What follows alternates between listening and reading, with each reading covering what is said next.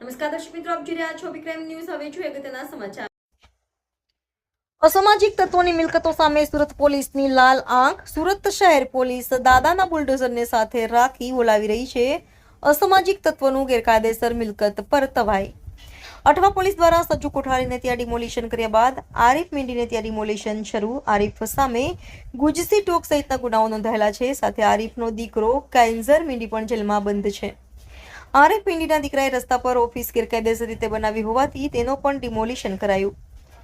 Reporter નૈતિક Reshamwala, અભિક્રાઇમ news, Surat.